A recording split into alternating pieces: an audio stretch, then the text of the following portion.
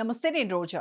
మానవ చరిత్రలో మరుగున పడిన చీకటి కోణాలను ఆవిష్కరించే విజ్ఞాన వేదిక మిస్ట్రీస్ హిస్టరీస్. ప్రపంచ చరిత్ర గతిని అమాంతం మార్చిన మత విప్లవం ఏదైనా ఉందంటే అది కేవలం ఇస్లాం ఆవిర్భావం. ప్రపంచ భౌగోళిక రాజకీయ పటం స్వరూపాన్ని మార్చడంలో ఇస్లాం మతం కీలక పాత్ర పోషించింది. 7వ శతాబ్దంలో అరేబియా ఎడారి ప్రాంతంలో మొహమ్మద్ ఒక సామాన్య వ్యాపారిగా ప్రారంభమై అనతి కాలంలోనే ప్రపంచాన్ని శాసించే మహాధర్మంగా ఎలా విస్తరించింది? మొహమ్మద్ ప్రవక్తకు అందిన ఆ దైవ సందేశం ఏంటి? ఇస్లాం ధర్మ ప్రచార ఆరంభంలో ఎదురైన అగ్ని పరీక్షలను ఆయన ఎలా అధిగమించారు? ఈ అద్భుత ప్రయాణంలోని ప్రధాన ఘట్టాలేంటి? వారి మత ధర్మాన్ని నిలబెట్టుకోవడం కోసం చేసిన యుద్ధాలు ప్రపంచంపై ఎలాంటి ప్రభావాన్ని చూపాయి? మొహమ్మద్ ప్రవక్తగా మారి ఇస్లాం విస్తరణకు దారితీసిన రుధిర దారులు చెప్పే చరిత్రను ఇవాల్టి మిస్ట్రీస్ హిస్టరీస్లో పరిశీలిద్దాం.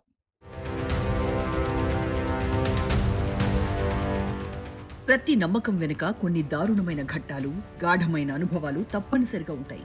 అవే మనిషిని, గుంపు రాజకీయాలను భయంకరంగా ప్రభావితం చేస్తాయి. అయితే ఇవన్నీ కాలం అనే కనుసన్నల్లోనే జరుగుతాయని ఆధ్యాత్మికవేత్తలు చెబుతారు.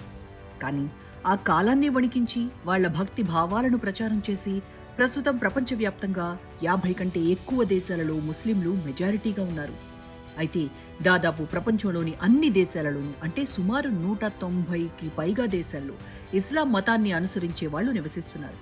ఎక్కడో మక్కాలో ప్రారంభమైన ఇస్లాం ప్రపంచాన్ని ఎలా చుట్టొచ్చింది?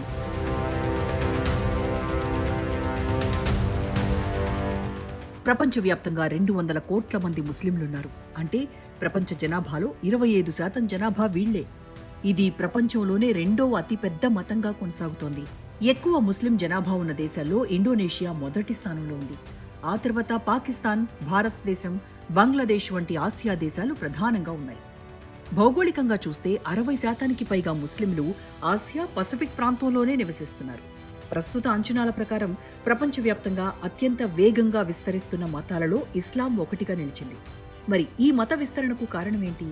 దాని వెనకున్న చరిత్రను తవ్వుకుంటూ వెళ్తే తప్ప ఒక పట్టాన అర్థం కాదు.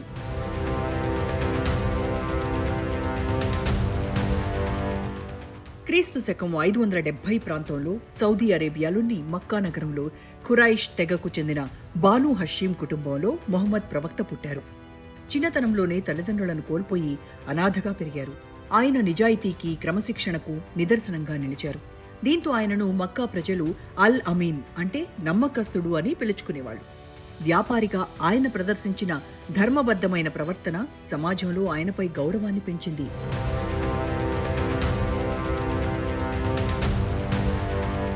మొహమ్మద్ ప్రవక్త తరచుగా మక్కా సమీపంలోని జబల్ అల్ నూర్ పర్వతంపై ఉన్న హిరా గుహకు వెళ్లి ధ్యానం చేసేవారు. క్రీస్తు శకం 610లో ఆయనకు 40 ఏళ్ల వయసున్నప్పుడు ఒక రాత్రి జిబ్రిల్, అంటే గాబ్రియల్ అనే దేవదూత ప్రత్యక్షమై దైవ సందేశాన్ని అందించారు. ఇక్రా, అంటే చదువుము అనే పదంతో ప్రారంభమైన ఆ మొదటి సందేశం ఆయన జీవితాన్ని పూర్తిగా మార్చేసింది.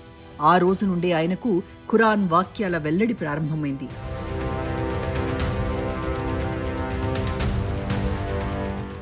ప్రవక్త అందించిన సందేశం చాలా స్పష్టమైంది. దేవుడు ఒక్కడే అల్లా, ఆయనకెవరూ సాటిలేరు.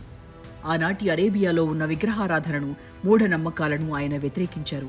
కేవలం ఆధ్యాత్మికతనే కాకుండా సామాజిక సమానత్వం, నైతిక ప్రవర్తన, అణగారిన వర్గాల పట్ల దయ, మహిళల హక్కుల గురించి ఆయన బోధించారు. ఈ మార్గంలో నడిచేవారిని ముస్లింలు, అంటే దేవునికి లొంగిపోయిన వారు అనే అర్థంతో పిలుచుకునేవాళ్లు.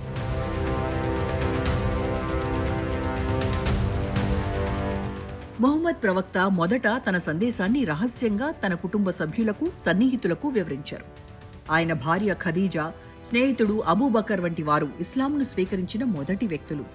వీరందరినీ సహాబా, అంటే ప్రవక్త అనుచరులుగా వ్యవహరిస్తారు. అయితే ఆయన బహిరంగంగా బోధించడం ప్రారంభించగానే మక్కాలోని సంపన్న ఖురైష్ తెగవారు దీనిని తమ సంప్రదాయాలకు, వ్యాపారానికి ముప్పుగా భావించి ముస్లింలపై హింసకు దిగారు.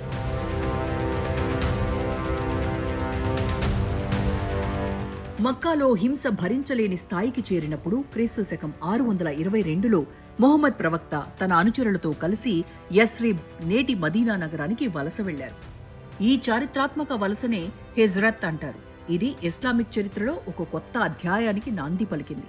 మదీనాలో ఆయన వివిధ తెగల మధ్య శాంతి ఒప్పందాలను కుదిర్చి ఒక క్రమశిక్షణ కలిగిన ఇస్లామిక్ సమాజాన్ని నిర్మించారు. మక్కావాసులకు మదీనాలోని ముస్లింలకు మధ్య అనేక యుద్ధాలు జరిగాయి. వాటిలో బద్ర్, ఉహుద్, ఖందక్ వంటి యుద్ధాలు ప్రధానమైనవిగా చరిత్ర ద్వారా తెలుస్తోంది. ప్రతికూల పరిస్థితుల్లో కూడా ముహమ్మద్ ప్రవక్త తన వ్యూహ చతురతతో, సహబాల త్యాగాలతో విజయాలు సాధించారు. చివరకు క్రీస్తు శకం 630లో ఎటువంటి రక్తపాతం లేకుండా మక్కాను జయించారు. ఆయన మరణించే నాటికి క్రీస్తు శకం 632లో దాదాపు అరేబియా అంతటా ఇస్లాం వ్యాపించింది. చెల్లా చెదురుగా ఉన్న అరబ్ తెగలన్నీ ఒకే జెండా కిందకొచ్చాయి.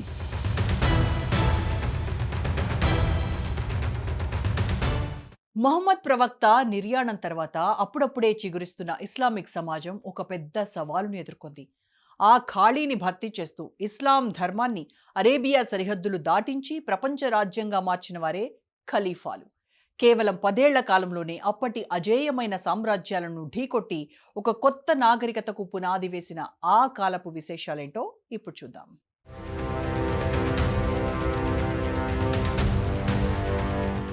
క్రీస్తు శకం 632లో ప్రవక్త మరణం తర్వాత ఆయన సన్నిహిత అనుచరుడు అబూబకర్ ఖలీఫా వారసుడిగా బాధ్యతలు చేపట్టారు.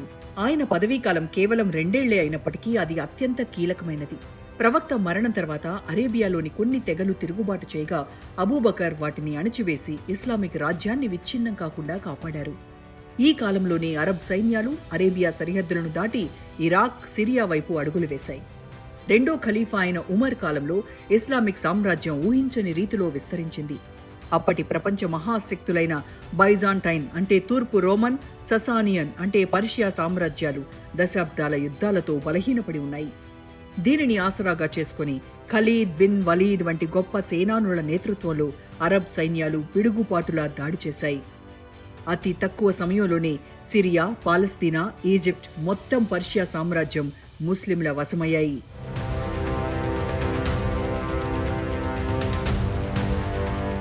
విస్తారమైన భూభాగాన్ని జయించడమే కాకుండా దానిని సమర్థవంతంగా పాలించడంలో ఖలీఫా ఉమర్ మేధస్సు కనబరిచారు. ఆయన ఒక క్రమబద్ధమైన ఆర్థిక వ్యవస్థను, న్యాయ వ్యవస్థను, సైనిక శిబిరాలను ఏర్పాటు చేశారు. ప్రజల కోసం పెన్షన్లు, గోదాములు, భూమి సర్వే వంటి ఆధునిక పాలనా పద్ధతులను ప్రవేశపెట్టారు. నేటికి అనేక ముస్లిం దేశాల్లో ఉమర్ పాలనా విధానాలనే ఆదర్శంగా తీసుకుంటారు. ముస్లిం సైన్యాలు జయించిన ప్రాంతాల్లో ఉన్న క్రైస్తవులు, యూదులు, జొరాస్ట్రియన్లు, దిమ్మీలు అంటే రక్షించబడిన వారుగా పరిగణించేవారు. వారిని బలవంతంగా ఇస్లాంలోకి మార్చలేదు. దానికి బదులుగా సైనిక సేవ నుండి మినహాయింపు, రక్షణ కల్పించినందుకు జిజ్యా అనే స్వల్ప పన్నును వసూలు చేసేవారు. వారి చర్చ్లు, సినగాగ్లు భద్రంగా ఉండేవి. వారు తమ మతాచారాలను స్వేచ్ఛగా నిర్వహించుకునే హక్కును కలిగి ఉండేవాళ్లు.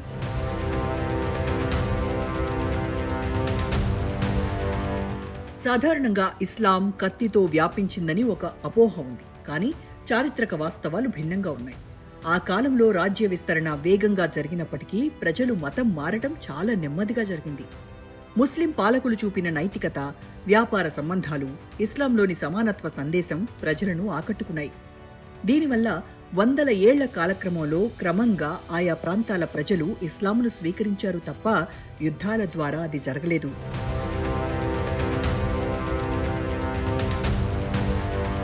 చరిత్రను గమనిస్తే ఇస్లామిక్ పాలకులు భారతదేశంపై దండయాత్రలు చేసి రాజ్యాలను స్థాపించిన మాట వాస్తవం. అయితే ఈ యుద్ధాలు ప్రధానంగా రాజ్యాధికారం, సంపద, భూభాగ విస్తరణ కోసం జరిగాయి. ఒకవేళ కేవలం కత్తితోనే మత మార్పిడి జరుగుంటే సుమారు 800 ఏళ్ల సుదీర్ఘ పాలన తర్వాత కూడా భారతదేశం ముస్లిం మెజారిటీ దేశంగా మారుండేది. కానీ భారతీయ సంస్కృతిలోని లోతైన మూలాలు, భక్తి ఉద్యమకారుల సంస్కరణలు, ఇక్కడి ప్రజల దృఢ సంకల్పం వల్ల మెజారిటీ ప్రజలు తమ స్వధర్మాన్ని కాపాడుకోగలిగారు. మరోవైపు ఇస్లాం వ్యాప్తిలో సామాజిక, ఆర్థిక కారణాలు కీలక పాత్ర పోషించాయి. అప్పటి సమాజంలో ఉన్న కుల వివక్ష, అంటరానితనం వంటి సమస్యల వల్ల సమానత్వం కోరుకున్న కొన్ని వర్గాల ప్రజలు ఇస్లాం వైపు మొగ్గు చూపారు. అలాగే సూఫీ తత్వవేత్తలు ప్రచారం చేసిన ప్రేమ, శాంతి మార్గాలు సామాన్యులను ఆకట్టుకున్నాయి. బెంగాల్ వంటి ప్రాంతాల్లో అడవులను నరికి వ్యవసాయ భూములుగా మార్చిన ముస్లిం నాయకుల పట్ల కృతజ్ఞతతో కూడా అనేక మంది ఇస్లాంను స్వీకరించారు తప్ప ప్రతి చోట ఇస్లాం మత వ్యాప్తికి కత్తి భయం పనిచేయలేదని చరిత్రకారులు అభిప్రాయపడుతున్నారు.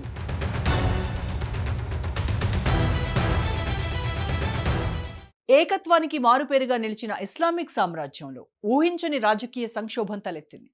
ముహమ్మద్ ప్రవక్త మరణం తర్వాత మొదలైన చిన్నపాటి భిన్నాభిప్రాయాలు కాలక్రమేణా ఒక భారీ అంతర్యుద్ధానికి, శాశ్వత మతపరమైన విభజనకు ఎలా దారితీశాయి? ఒకే దేవుడు, ఒకే గ్రంథాన్ని నమ్మే ముస్లింలు సున్నీ, షియాలుగా ఎందుకు విడిపోయారు? ఆనాటి రాజకీయ గందరగోళం వెనక ఉన్న చారిత్రక కారణాలను ఇప్పుడు చూద్దాం.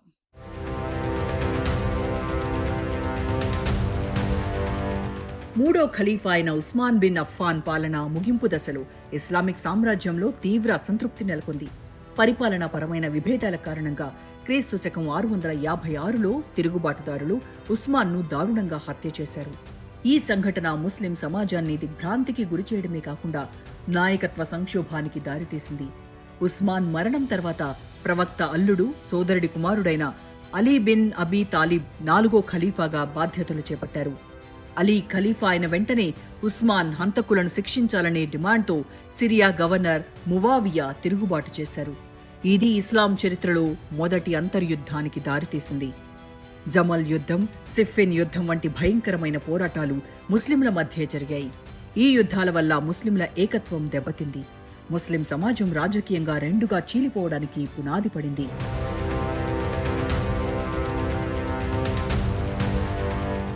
అలీ పక్షాన నిలిచిన వారు ప్రవక్త కుటుంబానికే నాయకత్వం వహించే అర్హత ఉందని నమ్మేవారు షియాత్ అలీ అనుచరులుగా పిలువబడ్డారు. వీరే కాలక్రమేణా షియా ముస్లింలుగా ప్రసిద్ధి చెందారు. వీరి నమ్మకం ప్రకారం మొహమ్మద్ ప్రవక్త తన తర్వాత అలీని తన వారసుడిగా దైవ నిర్ణయం మేరకు ప్రకటించారని, కాబట్టి నాయకత్వం ఇమామత్ అలీ సంతతికే చెందాలని వీరు బలంగా వాదించారు. మరోవైపు మెజారిటీ ముస్లింలు ప్రవక్త, ఆయన సహచరులు నడిచిన మార్గాన్ని అనుసరించాలని భావించారు. వీరే సున్నీ ముస్లింలుగా పిలువబడ్డారు. వీరు నాయకత్వం అనేది కేవలం వారసత్వం ద్వారా కాకుండా సమాజంలోని పెద్దల సమ్మతి ద్వారా ఎన్నుకోబడాలని నమ్మారు. అబూబకర్, ఉమర్, ఉస్మాన్, అలీలను రాషిదూన్ ఖలీఫాలు అంటే ధర్మబద్ధమైన పాలకులుగా వీరు గౌరవిస్తారు.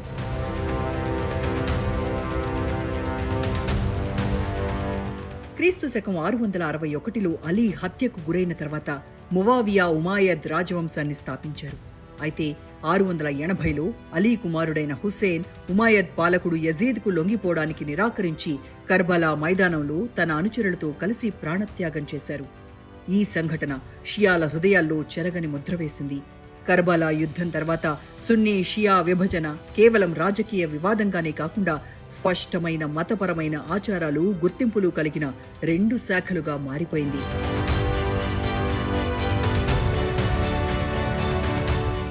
అరేబియా సరిహద్దులను దాటిన ఇస్లాం అనతి కాలంలోనే 3 ఖండాల్లో విస్తరించి ప్రపంచ చరిత్రలోనే అత్యంత శక్తివంతమైన సామ్రాజ్యాలకు ఊపిరిపోసింది. కేవలం యుద్ధ విజయాలే కాకుండా విజ్ఞానం, కళలు, వాణిజ్యంతో ప్రపంచ గమనాన్ని మార్చేసిన ఆ యుగం నిజంగా ఒక అద్భుతం. స్పెయిన్ కోటల నుండి బాగ్దాద్ వీధుల వరకు, భారత ఉపఖండం నుండి కాన్స్టాంటినోపిల్ గోడల వరకు ఇస్లాం జెండాను ఎగరవేసిన ఆ గొప్ప సామ్రాజ్యాల గాథను ఇప్పుడు తెలుసుకుందాం.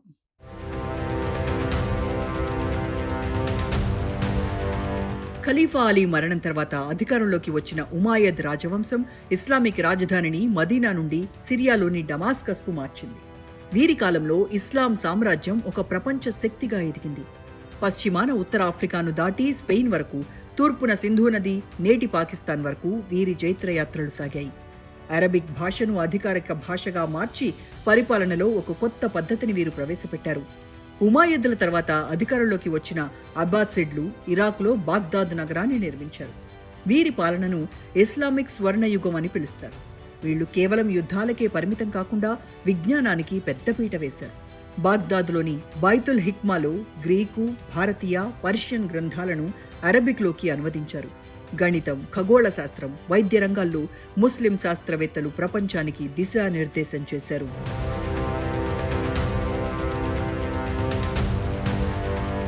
క్రీస్తు శకం 1258లో హులాగు ఖాన్ నేతృత్వంలోని మంగోల్ సైన్యాలు బాగ్దాద్పై దాడి చేసి అబ్బాసిడ్ ఖలీఫాను చంపి నగరాన్ని పూర్తిగా నాశనం చేశాయి. ఇది ఇస్లామిక్ ప్రపంచానికి కోలుకోలేని దెబ్బ అని అందరూ భావించారు. కానీ చరిత్ర ఇక్కడ ఒక వింత మలుపు తిరిగింది. ఇస్లామిక్ భూభాగాలను జయించిన మంగోలులే కాలక్రమేణా ఇస్లాం మతం పట్ల ఆకర్షితులై దానిని స్వీకరించారు. తద్వారా మధ్య ఆసియాలో ఇస్లాం మరింత పటిష్టంగా వ్యాపించింది.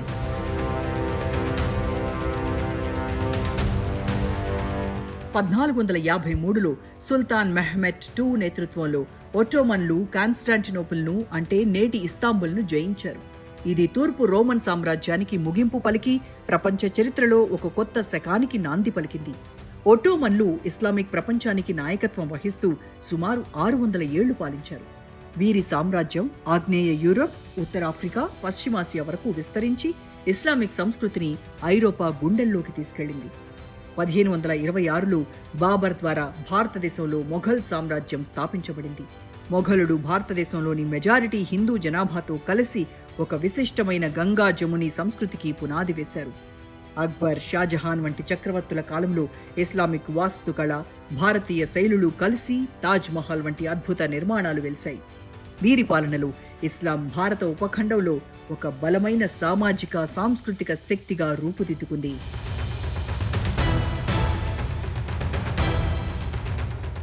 శతాబ్దాల పాటు ప్రపంచ రాజకీయాలను శాసించిన ఇస్లామిక్ సామ్రాజ్యాలు ఆధునిక కాలంలో యూరోపియన్ శక్తుల రాకతో అనూహ్యమైన సవాళ్లను ఎదుర్కొన్నాయి. సామ్రాజ్యాల పతనం నుండి కొత్త దేశాల ఆవిర్భావం వరకు, వలసవాద సంకెళ్ల నుండి స్వేచ్ఛా వాయువుల వరకు ఇస్లామిక్ ప్రపంచం ఒక గొప్ప పరివర్తనకు లోనైంది. నేటి గ్లోబల్ ప్రపంచంలో ఇస్లాం ఎదుర్కొంటున్న సామాజిక, రాజకీయ సవాళ్లు, దాని నిలకడ గురించి ఇప్పుడు చూద్దాం.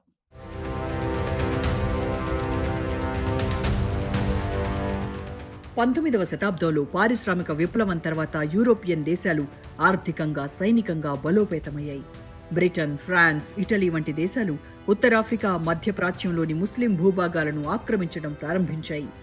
ఈ వలసవాదం ముస్లిం సమాజాల్లో తీవ్ర అసంతృప్తిని, ఆత్మరక్షణ ధోరణిని పెంచింది.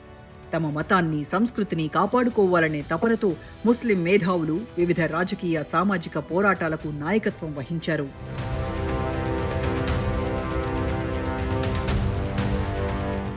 వలసవాద ప్రభావం, అంతర్గత బలహీనతల వల్ల ఇస్లాం క్షీణిస్తోందని భావించిన కొందరు పండితులు సంస్కరణ ఉద్యమాలను ప్రారంభించారు.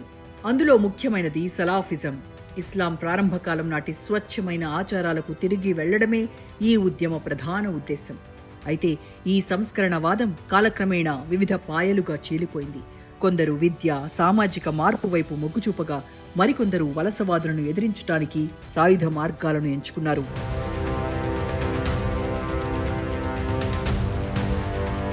మొదటి ప్రపంచ యుద్ధం ముగిసిన తర్వాత ఒట్టోమన్ సామ్రాజ్యం విచ్ఛిన్నమైంది. 1924లో ముస్తఫా కెమాల్ అటాతుర్క్ నాయకత్వంలో టర్కీ ఒక లౌకిక రాజ్యంగా అవతరించి సుమారు 1300 ఏళ్లుగా కొనసాగుతున్న ఖలీఫా వ్యవస్థను రద్దు చేసింది. ఇది ఇస్లామిక్ ప్రపంచంలో ఒక పెద్ద శూన్యతను సృష్టించింది. ఈ సమయంలోనే ముస్లింలు ఒకే సామ్రాజ్యంగా కాకుండా తమ తమ జాతీయ గుర్తింపులతో వేర్వేరు దేశాలుగా ఏర్పడటం ప్రారంభమైంది. 20వ శతాబ్దం మధ్యలో వలస పాలన అంతమవటంతో అనేక ముస్లిం మెజారిటీ దేశాలు స్వాతంత్ర్యం పొందాయి. 1945లో ప్రపంచంలోని అత్యధిక ముస్లిం జనాభా కలిగిన దేశంగా ఇండోనేషియా అవతరించింది. 1947లో భారత ఉపఖండం విభజనతో పాకిస్తాన్ ఏర్పడింది. ఇదే సమయంలో మధ్యప్రాచ్యంలో చమురు నిక్షేపాలు బయటపడటంతో సౌదీ అరేబియా, ఇరాన్ వంటి దేశాలు ప్రపంచ ఆర్థిక వ్యవస్థలో కీలక పాత్ర పోషించడం ప్రారంభించాయి.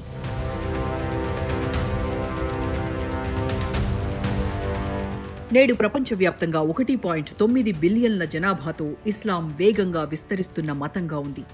21వ శతాబ్దంలో ఉగ్రవాదం, ఇస్లామోఫోబియా, రాజకీయ అస్థిరతలు ఈ మతానికి పెద్ద సవాళ్లుగా మారాయి. అయినప్పటికీ ముస్లిం సమాజాలు విద్య, సైన్స్, అంతర్జాతీయ వాణిజ్యంలో రాణిస్తూ తమ ఉనికిని చాటుకుంటున్నాయి. 1400 ఏళ్ల చరిత్రలో ఎన్నో యుద్ధాలు, విప్లవాలు చూసిన ఇస్లాం నేటికి ప్రపంచ సంస్కృతిలో ఒక విడదీయలేని భాగంగా స్థిరంగా కొనసాగుతోంది. సప్త సముద్రాలను దాటి ఖండాలను చుట్టి వచ్చిన ఇస్లాం ప్రస్థానం ఒక అద్భుత కావ్యం. మొహమ్మద్ ప్రవక్త శాంతి సందేశం నుండి ఖలీఫాల పరిపాలనా దక్షత వరకు, బాగ్దాద్ విజ్ఞాన కేంద్రాల నుండి మొఘలుల వాస్తుకళా వైభవం వరకు ఈ మతం మానవ నాగరికతకు ఎనలేని సంపదను అందించింది. కాలం మారుతున్నా, రాజకీయ సమీకరణలు తారుమారవుతున్నా, నేటికి 1.9 బిలియన్ల మంది హృదయాల్లో నిలిచి ఉన్న ఈ విశ్వాసం రేపటి ప్రపంచంలోనూ తనదైన ముద్ర వేస్తూనే ఉంటుంది. ఒక మతం కంటే ఎక్కువగా ఇదొక సామాజిక జీవన గమనం, ఒక అనంత చరిత్ర.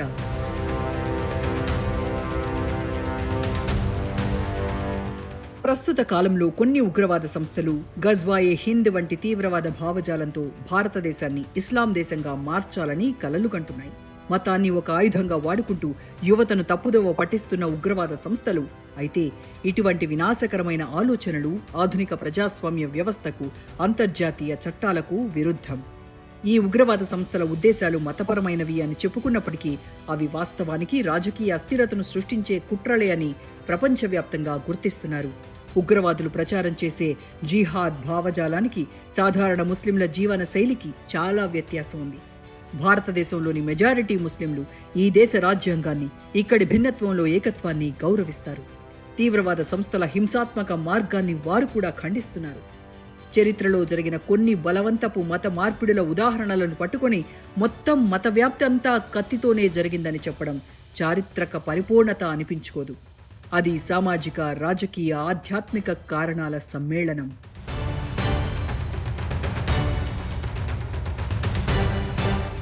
అరేబియా ఇసుక తిన్నెలపై ఒక చిన్న దీపంలా మొదలైన ఇస్లాం ప్రయాణం ఈరోజు ప్రపంచవ్యాప్తంగా వందల కోట్ల మందికి వెలుగునిచ్చే స్థాయికి ఎలా చేరిందో. 1400 ఏళ్ల ఈ సుదీర్ఘ చరిత్రలో ఎన్నో సామ్రాజ్యాల వెలుగునీడలు, శాస్త్రీయ ఆవిష్కరణలు, అంతర్గత సవాళ్లు ఉన్నాయి. అయితే వీటన్నింటినీ తట్టుకొని నిలబడటమే ఇస్లాం మతం యొక్క ప్రత్యేకత. చరిత్ర అంటే కేవలం గతం కాదు, అది భవిష్యత్తుకు ఒక పాఠం. ఇస్లాం చరిత్రపై మేమందించిన ఈ సమాచారం మీకు నచ్చిందని ఆశిస్తున్నాం. మరిన్ని ఇంట్రెస్టింగ్ టాపిక్స్తో మళ్ళీ కలుద్దాం. Until then keep watching Raj news.